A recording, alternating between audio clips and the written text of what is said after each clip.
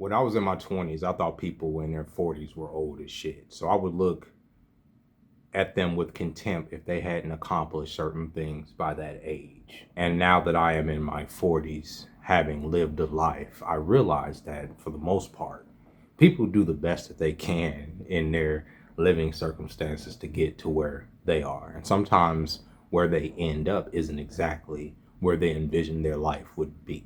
To give you some context, I am 43 now. I am the same age my mother was when me and my kid's mom had our oldest son. My oldest son now is 23. We had him when I was 20.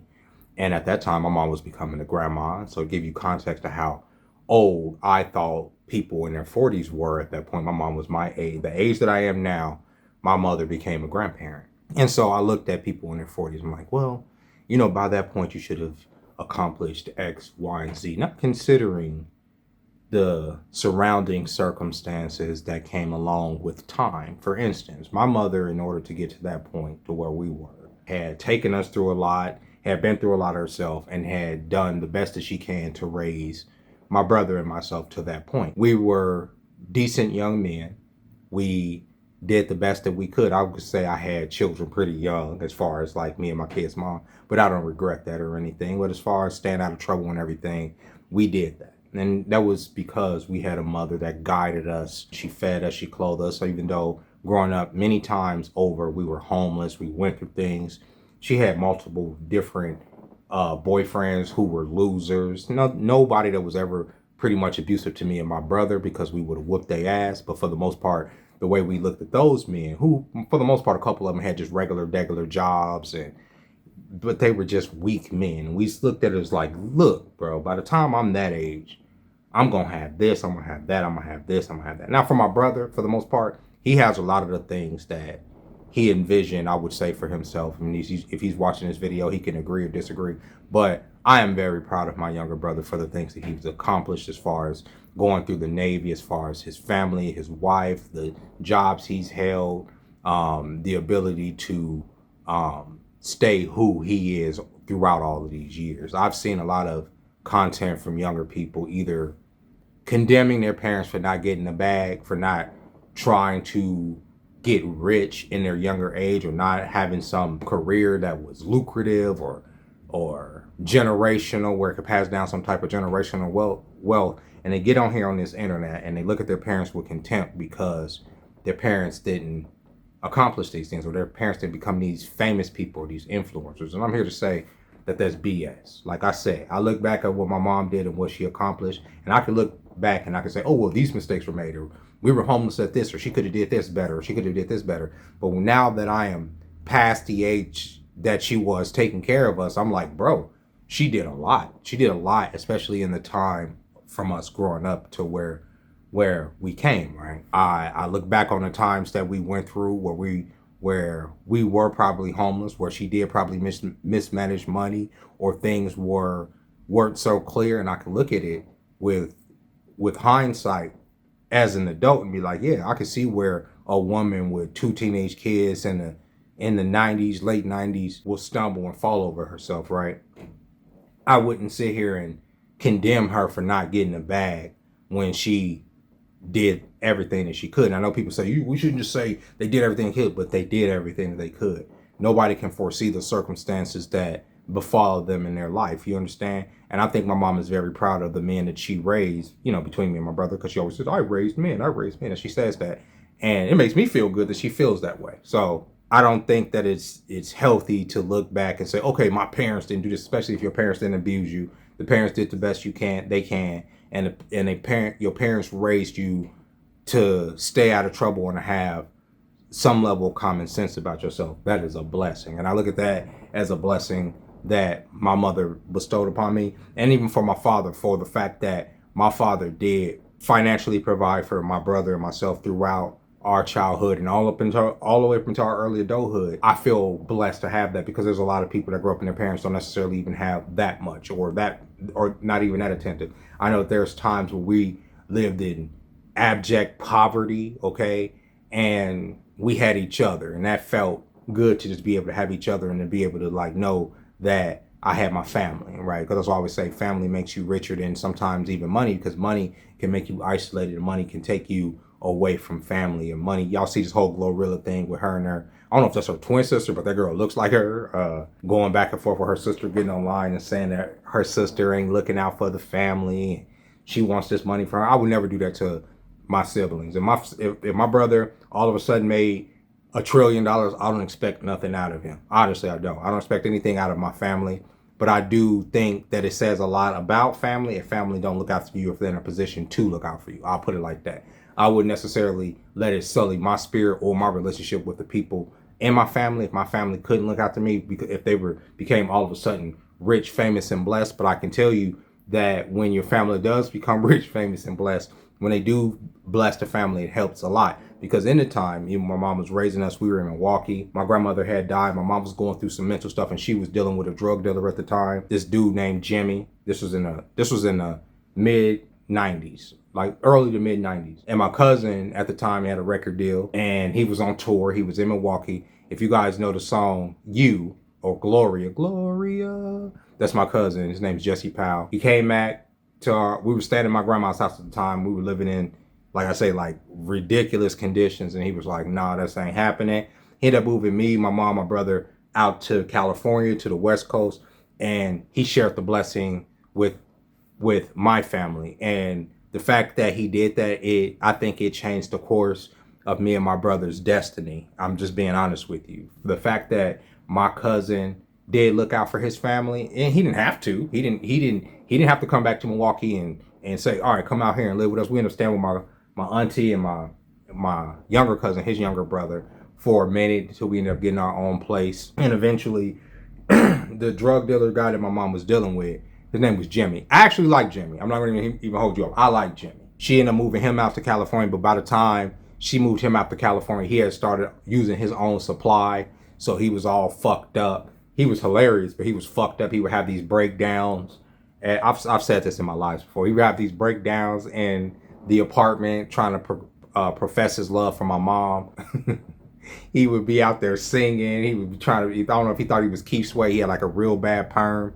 At a certain point, he started hanging out in front of the 7-Eleven asking niggas for money. The 7-Eleven, like literally the neighborhood 7-Eleven that everybody go to. So people was like, we saw your dad outside the fucking 7-Eleven asking for money. It was like, that's not my fucking dad. That's not my dad, that's my mom's boyfriend. It culminated with him ended up jumping in the pool, making a complete ass of himself. Cause we lived on the second floor, and we lived in a like mostly Black and Hispanic building. So it was always parties on the weekend and stuff and barbecues. So everybody was out in a pool area, and my mom wasn't paying this nigga no attention no more. She was over this nigga.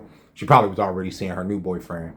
And so this nigga comes and he's doing all this spectacle shit, and he's like, you want me to show you how much I love you? I'll jump in the pool from here. So this nigga goes and jumps from the fucking thing and jumps into the pool, and everybody just laughs at him, and it was embarrassing. But after that, he ended up leaving, not because of that, because my mom was at that time, she was a manager at Kmart. She had to get this nigga a job, and I think this nigga was stealing money or something. It was something fucked up. Then she ended up having to fire him, like crazy shit, and he ended up going back to Milwaukee. I never heard about him again.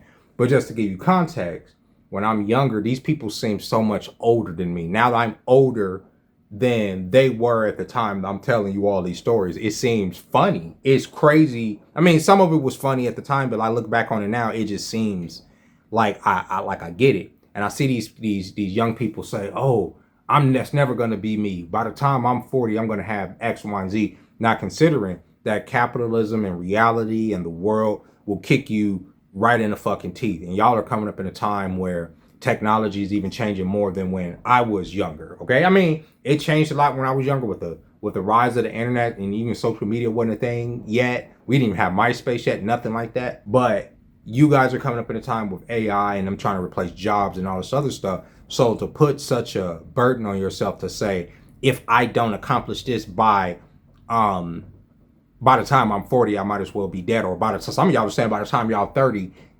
everybody's not going to be a superstar. Everybody's not going to be famous. Sometimes you're going to have to amass your wealth over some time, over a lot of time. Some of you guys, some of us probably won't even see our first million, if we're lucky, until we're damn near 50, if that. You understand? Like, And some of y'all, only because it takes time to work into who you are sometimes you don't know who you are. Sometimes you think you know who you are. You don't know who you are. Sometimes you think you know what you want to do, but you don't know what you really want to do or what will actually be lucrative enough and long-term enough for you to stick to it to become who you want. I saw this video from this young man, this black boy. And the video touched me because I felt his spirit. I did. I felt everything in the spirit. You know, I completely disagree with what the boy was saying to himself. He was saying how by the time, like how he can't be regular. He can't be regular. He can't be a regular person. He gotta be like an influencer or famous, or he gotta be this artist. He gotta create. He gotta make this music. He's making this music every day. He's making these videos every day. He's putting out this content. And you know, maybe people are not seeing it. Maybe the algorithm isn't pushing it, but I can see his frustration. I can see he's crying. There's literally tears coming out of this man's face, this young man's face. He's in his early 20s. And he's making his videos and he's like, I'm doing my best. You know, I can't be regular. And people telling me I should just go to school. I can't be regular. I thought about just being a cop, but I can't do that. I can't. And there's so many times he's telling himself he can't do something, right? And maybe, and I know he's talking about he can't be regular. He can't do this. But he even goes into talking about the opportunities when it comes to the things that he's doing. He's trying to create this, but he's saying he can't get in the door because of X, Y, and Z. All those can'ts are preventing the universe from giving that young man his blessings. And I can see that because I used to be the same fucking, I can't do this because of that. I can't do this. Can't. There is no goddamn can't, bro. You can do whatever you want to do. I swear that I'm not even trying to sound like a after school special, but you can do it, bro. It may not be in a direct sense of, okay, I'm going to just put out my music and I'm going to just see success. No, sometimes it's a whole other process to get to where you want to get to that you're missing, right? Maybe your content is amazing. Maybe your music is amazing. Maybe, and you're making that, you're doing that part of the step, but then you want success. But in between what you're doing and success, there's another step, right? And sometimes that step is living life. Sometimes that step is going through the years in a process of failure and falling on your face and not succeeding. Because the boy, by the end of his video, started talking about taking himself out the game, about suicide and all this. And that's why I was like, bro, like, no, you're probably going to fail. You're probably, even if you do accomplish your dream, it's probably not going to be exactly what you want it to be when you want it to be. That's how life is. You understand what I'm saying? I thought about my younger self, maybe me being, you know, a young teen or a child, and looking at myself. Now, would I hate who I am? No, I would like myself. I would love who I am. I would love that I'm brave. I would love that I live alone. I would love that I still am into my hobbies. I would be so proud of who I am as a person. Fuck my job. What do you do as a job? Well, you know, it's complicated, young me. I'm trying to do this animation stuff. Here's some of the animations that I do. I'm doing 3D animation. I'm doing this 3D sculpting that we never thought we can do. Look at these ships that I'm making. Look at the stories that I'm telling. And I would literally love who I am. The money, you ain't rich, but bro, you're still you. You're still my 15-year-old self, my 16-year-old self will love me for being who I am, for who I've become. Not because of the stresses or whatever the world has put on me, but because what I have endured to become and stay who I am. Like I gave shout out to my brother. I'm proud of my brother. I am also proud of myself. So shout out to my mother once again for raising young men, raising men who are something. Maybe I'm not rich. Maybe I'm not famous. Maybe I'm not this big influencer. Maybe I'm not exactly who I thought I would be or have the things that I thought I would have by the time I was 43, by the time I was grandparents' age. You know what I'm saying? Like my mom was a grandparent by the time, you know, she was my age. But it's okay because I'm blessed in a whole lot of other ways, okay? So I looked at that young man's story, and if he ever came across this video, which I doubt he ever would, I would like to tell him that keep living, keep making your music, keep being who you are, keep putting out the process, whether it's 2 people, 3 people, or 2 million, 3 million people that engages with your content. It's the process of living that makes life worth living. And when you're in your 20s and you see people in their 40s, they haven't accomplished this, they haven't accomplished that. It's only because they have been living life. Unfortunately, for a lot of you young people, you guys haven't even been able to live life. You guys haven't had to have experiences with having young families or coming out of school or having these different stories that a lot of us old heads tell, because you guys have lived your life vicariously through other people or on the internet and all this other stuff. And there's nothing wrong with working a regular job, okay? There's nothing wrong with working a regular job. I see that too. Oh, I can't do this. I don't want to work. I'm not a regular person. Everybody's a regular person. And working a regular job gives you experience, okay? Some people pray for a regular job. People that have had degrees and have been laid off over the last couple of years. I've seen so much content of young men and women saying, I can't even find a waiting job. I can't find a cashier job. I can't. And these are people with degrees. So count your blessings if you are working even a little bit. But I did see a story come out of Pennsylvania of an Olive Garden, okay, where the cook decided to throw himself into the fryer. It's never that serious.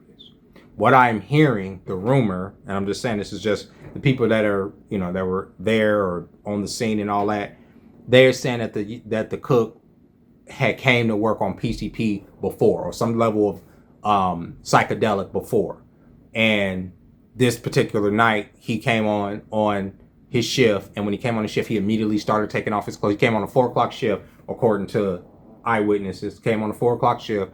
When he got in there, he started taking off his shirt, talking about he's hot, started throwing himself into the deep fryer.